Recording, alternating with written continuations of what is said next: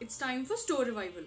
And today, on the occasion of Chitra Paurnami, we bring you the story of the birth of God Chitragupta. Chitra is the first month of the Tamil calendar, which follows the cycle of the sun. The same month is called as Chaitra in Sanskrit.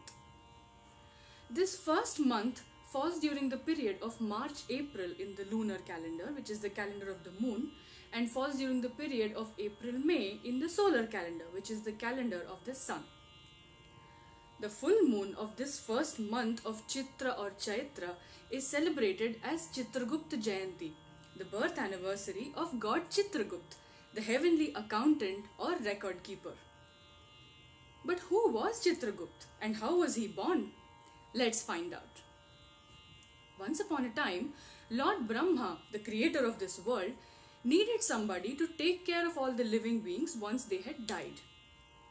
This included all the living beings, humans, animals, birds, insects. Lord Brahma requested God Yama to do this. The task included making decisions of whether the living being should be reborn and as what, human or something else. God Yama agreed and became the god of death and justice because he had to be just and fair while making decisions about the living beings. But soon, God Yama started to get confused while trying to keep track of all the deeds of all the living beings and making the correct decision about them. He started to make wrong decisions. Lord Brahma was not happy about this at all. He told God Yama to keep a correct record of all the deeds of the living beings and make correct decisions. Now there are so many living beings in this world.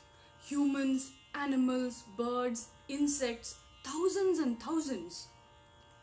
God Yama said that it was very difficult to keep track of each and every deed of each of these living beings and then make the correct decision about them once they had died. Lord Brahma understood the problem.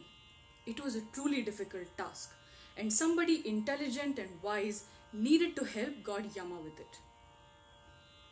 In order to find a solution for God Yama, Lord Brahma started to meditate. He meditated for thousands of years. When he was finished meditating, he opened his eyes, and there was a man standing in front of him. This man was holding a pen in one of his hands and an ink pot in another. In his third hand, he was holding a book, and in the fourth, he was holding a sword. This man was Chitragupta. He was born from the body of Lord Brahma through meditation and took over the task of keeping a record of the deeds of all the living beings so that God Yama could concentrate on making a decision about them. In Sanskrit, body is also called as Kaya. Since Chitragupta was born from the body of Lord Brahma, that is Kaya, Lord Brahma said that Chitragupta, his children and all their future generations would be known as Kayastha. With the blessings of Lord Brahma, Chitragupta got married and had 12 sons from his 2 wives, Iravati, who was also known as Shobhavati, and Nandini, who was also known as Dakshina. These 12 sons of Chitragupta got married to 12 beautiful women called Nagakanyas, and their families became the 12 clans of the Kayastha community.